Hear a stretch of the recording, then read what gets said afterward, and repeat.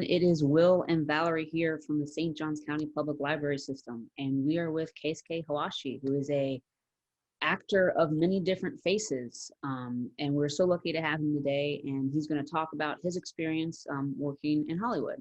So thank you again for doing this for us. It's pretty awesome. For those of you who notice his background, little Bob's Burgers throwback there. And there's reasons for that. He plays one of the characters, Hawk especially, which I think everyone who watches Bob's Burgers loves those episodes. But thank you again and welcome. And how are you today? I'm doing very well. Thank you so much for having me. So I'll be honest, when Valerie reached out to me, I was most excited about the Bob's Burgers because I love that show. But it's a wonderful show. But looking at your list of things, I mean, your website says you're what, like Hollywood's #1 Asian everyman, and yeah, that's the little spin that my manager and I put together. Yeah, I'm the #1 Asian everyman. You've done so many different things and so many different shows and commercials that people like, Castle, and you've done some other stuff. You just did the reboot of Perry Mason. You were in that. So this is pretty awesome to get to talk to someone who has different types of acting experiences. I do have a question because I see that you've done at least one video game voiceover or voice work. Is that the same as doing like an animated show, or is doing a video game different when you do the voice work? Well, it actually is very different. I can say one of the games that I did, I can say right now because it's already out. It's called Ghosts of Tsushima, and it's a fantasy role-playing samurai fighting game. The experience is very different from doing voiceover for, say, Bob's Burgers. In Bob's Burgers or traditional animation, you're in a booth with a script and a microphone and possibly a monitor. And you are just reading off the lines straight off a page. When you're doing a video game, for this game, Ghost of Tsushima, they put on basically a football helmet with sensors and cameras and stuff that was tracking the position of my pupils the entire time I was talking. Then they also put up the script on a TV set about 85 to 90 inches wide, so I could actually just read the whole script and also jump around, and they're recording my facial movements and my expressions, where my eyes track, and it's like acting in an extreme close-up the whole time, just like having a camera right in there, and you have to be aware of where the eye is. You can't do this, you can't do that, you have to pay attention to everything you're doing, and it's a much more difficult way of acting, I think, than even theater acting. As Valerie could tell you, performing in the theater means you're operating at the minimum 10 feet away from people, and you want to be seen by people who are about 300 to 500 feet away. So you're doing this kind of thing. You're playing Marlon Wayans and doing insane stuff like that. But in Ghost of Tsushima, you're riding a horse, and you have to create that, if not necessarily with your body, but with your face and expression. So if you're riding a horse and they say you have to be yelling, you have to ride faster. So you're doing this now. You're just making the horse happen, and you're talking. Like, yes, I destroyed that man with my sword and my shield, and oh my goodness, this is exhausting. So it's a very different kind of acting. It's much more physical. Meanwhile, you're in the football helmet. You have to stay on camera. You have to be close enough to the microphone. It's a very technical form of acting, actually. I had no idea, and I play a lot of video games. I had no idea. I always wondered how they did that. That's really exciting for me to be able to ask someone. Cool. So you two met each other. We won't go over how long ago, but can we? Can we? Go. You guys want to talk about how you two met, like, and how we were able to make this all happen? Sure, absolutely. So 30 years ago, I'm not afraid to say it, 30 years ago, we met in a small theater in New Paltz, New York, and it was called 90 Miles off Broadway. And I don't remember how I got rooked into being there. I was doing hair and makeup at the time, and somehow Keisuke and I hit it off. We got lucky. Also, you're an extremely, beautiful lady. So, you had this, the cast of the show that we were in was called 1776. And there's like 2 women in the whole cast out of maybe 400 men. So of course, all of us had a big crush on Valerie. She was our hair and makeup lady, and she was the one tasked with making us all look period appropriate. Now, in my case, as you may expect, that's a little bit difficult. And this was like 30 years before Hamilton. And suddenly they cast me in this production. And I do know that because I spoke with the director about it years later, and he said that the board of directors of the theater company was very leery about letting me be in the cast, because when was there a Japanese person in the American Revolution? And the director, Tommy Demenkoff, he really stood up for me. He said, "Look, this guy can do the role. We need people who can sing and dance and act, and this guy can do it all." Or this kid. I was just a kid at the time, and that was a really important part of my career development, about having someone really just stick up for what I can do as opposed to what I look like. It's completely opposite to what is often expected in film and television. And again, 30 years before Hamilton, this director broke that glass ceiling for me and allowed me to be in this wonderful play and meet Valerie. And 30 years later, to be doing this. Yeah, and Valerie whipped out her eyeshadow and her curling iron, and we made Keisuke Hoashi into Mr. Thompson. He was pretty good. He was the Continental Congress secretary, and that was such a neat. Well, I think there were 23 men in the cast, and some of the guys could do their own makeup, but naturally many of them couldn't. But I was a 20-something coming out of the 80s, and every young woman in the 80s knew her makeup. Yeah, I ended up with big teased hair too. That was real 1980s. Yeah. And we followed that afterwards. Keisuke and I, as our friendship developed, we both realized that we were working at IBM together in the Kingston plant. And somehow Keisuke connived me into going and having my first tap dancing lesson. And we went up to Socrates for that. And I still have my tap shoes. I think mine too are somewhere around here too. There's a lot of shoe boxes up in the attic, hidden very far, far away. I'd forgotten about that. Thanks for reminding me of the tap dance day. Oh, that was good memories. Very good memories. So Keisuke, let's talk about your background. You went to school you grew up in New York City, and you went to school in Potsdam, and you had a music background. That's correct. Yeah. When I was in high school in New York City, I started playing trumpet. I was about like seventh grade. I began playing that. And I got relatively good. I was able to perform with the All City Orchestra, the All City Band. We were in Carnegie Hall several times. I got to play in Avery Fisher Hall alongside the New York Philharmonic a couple of times too, which was really, exciting. And then for college, I thought, well, I'll just go with this music thing. I started out at Boston University, where I was in their journalism program in the College of Communications. But then I joined every single band and orchestra and jazz ensemble that they had, which made me reconsider, what am I doing? What do I really want to do with my life? Unfortunately, my time at Boston University did not work out. It just was a poor fit for me. And I'd left after my freshman year, sort of wondering, what am I going to do?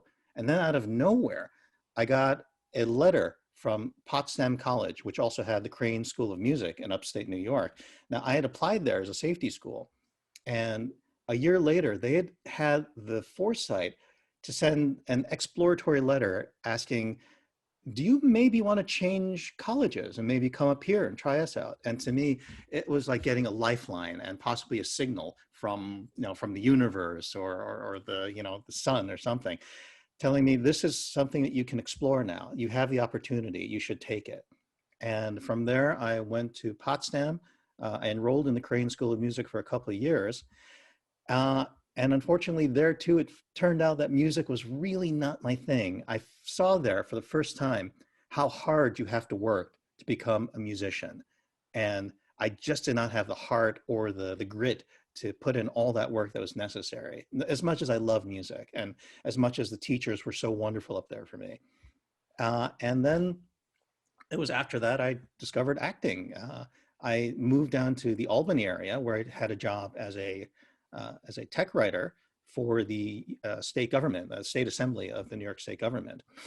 And while trying to figure out what to do with myself artistically, I started looking through the Sunday papers and found one day there was a local choir that needed a countertenor. Now, since I watch a lot of Monty Python, that countertenor is perfect. Now, that's the voice I always do like this in Monty Python. And we get to sing, hallelujah, hallelujah. I could do that. So I said, hey, cool, I'll do that. And then I saw another listing that said, needed singers, dancers, actors for a production of My Fair Lady in Galway, New York. Galway, which is even further up north, 45 miles north of Albany. So I said, why don't I give that a try too? I went in and just like 90 miles off Broadway, they had a little bit of problem with me perhaps going up there and going for the role of Henry Higgins, Professor Higgins. Well, this is not Professor Higgins' voice. This is more like Bert's voice, the guy who Eliza Doolittle's father. Yeah, I could do that. But I don't think that they were comfortable with the idea of a Japanese face playing a Cockney, or even playing someone with some sort of a bit of a more highbrow accent. If you do understand that could be a bit difficult for the audience. Yes, and I never stopped from there. I finally found what I wanted to do. It took me only 24 years, I guess. So. Now you were out in California for a while, and you started doing commercials and such. And you mentioned earlier how difficult it is being an Asian American trying to get some roles. Mm-hmm. So how did you, when you got to Hollywood, how did you break the ice in doing that? How did you get some of those roles? And what are your favorite roles? Well, that is wonderfully connected to our time together at 1776 in New Paltz. The director of that show was actually a seasoned veteran out here in Hollywood. His biggest role that he had ever done was the villain lead in this great classic movie, Surf Nazis Must Die. He was the lead in that. Wasn't he also the guy that was like the skydiver for Wrigley Spearmint Gum? No, he was a mountain climber for Wheaties, and he did the "When I climb 10,000 feeties, I get the Eaties for my Wheaties." Okay, I just had a picture of him in a mountaintop, and I got you. Well, he was the one that gave me all the information I needed to come out to California. He told me what it was going to be like, that you could work one day, make 5 to 10 grand, and then not work for 8 months. That's the life that you're looking at there. So I'm sorry, I got kind of lost. I started singing and you asked a question about Asian American roles. Okay, well, he told me that the very best way for anyone to break into Hollywood, no matter what you look like or what you are, is to go into commercials. And commercials, they're only like 10 seconds to 30 seconds of work. And that's the focus you need, as opposed to being on stage and having to focus for 3 hours at a time, or on a movie set and worry about, each take that you blow, you cost them another $10,000 in labor and equipment costs. So he got me started with an acting school out here in California, up in Burbank. And through them, things moved really, really quickly. I thought it would take me years to get started. It turned out in just 6 months, I actually got an agent, which was shocking to me. I wasn't ready for it. And then the agent started sending me out on commercial calls for big telecommunications thing, AT&T, MCI, IBM. And within another 6 months, I booked my first commercial for Burger King. And I shot it and said, wow, this is fun, pretty easy, and even more fun than easy. And it just started going on and on from there. So I was, again, very lucky. I had this guy, Tommy, telling me how to get started, sent me to the right place, got me started with the right expectations, as opposed to coming here and saying, I want to be Arnold Schwarzenegger immediately. I'm only going to take starring roles in movies. and I didn't do that. I realized that's extremely unrealistic. Uh, so so he got me started in the commercials, and they just that became my primary thing for many, many years. I've done about 85 of them right now that have been nationally broadcast. Well, and recently you had I believe it's TD Ameritrade. That's correct. That's still running right now, as a matter of fact. Yeah, I've seen that a bunch of times. And when I first saw that commercial, I never made a connection that that was you. So, I mean, it's been 30 years, but then when I really actually watched it, I was like, oh, he looks so dapper. It's these things. There you go. Makes You a look big difference. I was going to say it would be neat to just go over some of the different roles that Keisuke has done. I saw that you were on Jimmy Kimmel Live, and you were defending Hello Kitty. Yeah. Yes, I was. Do you remember a few years ago there was this whole scandal about the Hello Kitty Corporation saying Hello Kitty is not a cat. Well, Jimmy Kimmel wrote a skit based on that, and I played the spokesperson for Hello Kitty, who came on. I'm all stuffy and corporate, and reading press releases simply saying, there has been some news, there's been some rumors of a Hello Kitty. We'd like to say that Hello Kitty is not a cat. Thank you very much.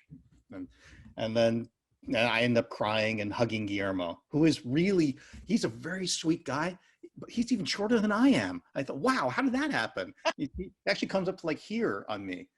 Wow. A tall Asian American actor. Yeah, I felt like a giant, but he's got this, his entire chest is made of a big heart, because we were backstage in the green room. I was rehearsing my lines, and I still get hyped up and nervous and excited whenever I do a role, especially this one was going to be live in front of a studio audience. And Guillermo shows up, and the first thing he does is, hey, he comes and gives me this huge hug. So he's a very sweet guy. He's an incredible success story. And did you know that he was Jimmy Kimmel's parking attendant, and now he's a co-host on like the second biggest late night show in America? Well, that's pretty cool. So do you have a preference? Do you prefer acting in front of a live audience? I mean, I know all the theater was my gig too, and I just loved it. And so much of that was feeding off the audience energy and keeping you going. How much different is that to convert to doing commercials or to doing film? I saw a snippet of your Perry Mason bartending gig there. What do you have a preference, or are they just both joyous? As I've aged, I think the joyousness of theater has actually backed off for me. And I think a lot of it is due to the roles that are available. Now, in Hollywood, or rather anywhere in the world, you can create your own theater production if you want. Say, if I wanted to be Henry Higgins in My Fair Lady, all I need to do is buy pay for the performance rights, get a theater space, get a cast, and do all the work. And no one would question if I took on the starring role of Henry Higgins in My Fair Lady. I don't want to do that much work, and I also am not that rich that I can't put on multi-million-dollar productions and theatrical things.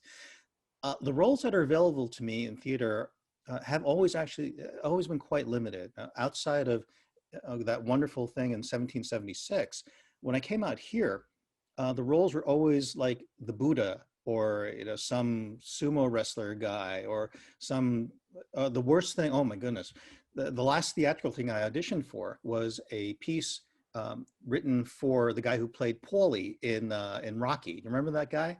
Yeah. All right, he was doing this theatrical production where he was the star. Again, like I said, if you pay for it, you can do anything you want. And the second lead was going to be a convenience store owner, a Korean convenience store owner. And I thought, well, this might be interesting. So I looked at it, and unfortunately for me, the role was unpleasant to read, because it depended heavily on an accent. It depended on this guy being a foreigner. And it seemed to fall back a little too much upon stereotyping. And doing stereotypes in theater is really kind of embarrassing and unpleasant to do. Now, doing it for comedic effect is great, and doing it for these guys, for Hawk and Chick, the accent is perfectly appropriate because their characters are from Japan.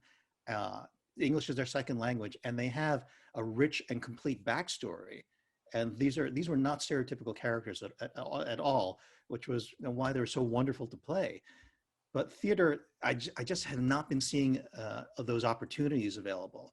And even there's Asian American theater companies out here, and they tend to do all Asian stuff like Pacific Overtures, which, you know, it's all Japanese cast, or they do Asianified versions of Sondheim musicals, which just seems weird to me. Just having, yeah, exactly. I can see your faces. How that, yeah. Imagine, you know, you're doing cabaret, you know, and you have German speaking like this, and you have English people speaking like this, and they're all Asian faces. Now, it's not a knock on these actors. They can do all of this stuff. They can do it wonderfully, but then you're hearing, what good is sitting alone in your room? Come to the cabaret, and it's just strange. It could be I'm just too old and I'm too ossified in my thinking, but it doesn't make it enjoyable for me to constantly have to look around the ethnicity of a character, and especially in theater. Film and TV, I found, are much richer and much more filled with opportunities, especially the last 20 years. I like to think I've contributed to that, and that casting directors and agents are now have become more and more willing to expand what's acceptable in a role. So, Right. so for example, in Perry Mason, the role, it was always written for an Asian person. The name of the character was always, you know, it was always an Asian name. But 20 years ago, that would never have happened. It would never even been thought about. This is a period piece in the 30s, Prohibition era. The idea of having a Japanese American bartender giving important information to Perry Mason, a private investigator, just probably would not have crossed the writer's minds or the producer's minds at all. But now, you know, in 2020, 2019, it's realized and accepted that these changes in what is considered maybe historically accurate, whether or not that's historically accurate to say it's historically accurate or not. Hollywood film and TV has opened up considerably to people who look like me and people who look, you know, not like, I'm sorry to say this, who don't look like the two of you. Right. you two are very pleasant, you know, Caucasian people, and most of the writers and producers are very pleasant looking Caucasian people. I've dealt with this in my own career by realizing that if I was in Japan, I wouldn't have any complaints, because in Japan they're not going to write roles for African Americans or African Japanese or people from from Poland or anything like that, because that's just what the thing is, how the business is over there. And over here, it's still largely run by Caucasian folks, Caucasian males, and that, however, that, as you all well know and the world knows, that's been changing quite a lot of late. So it's not just one type of person in making all the decisions. And I like to think, again, that myself and other actors who have persevered through 30 years of having to take roles that are like the delivery boy or the Asian martial arts guy, which actually I never did because I cannot do martial arts. I'm pretty awful at martial arts. But all of us have just been here and have just been showing through our performances and our auditions that you can expand what you think is normal, and it will be accepted, and no one will complain about it. Matter of fact, people might cheer about it. It's like, I think all Asian Americans cheer lustily every time they see John Cho do something, or Ken Jeong putting on yet another one of his game shows on Fox.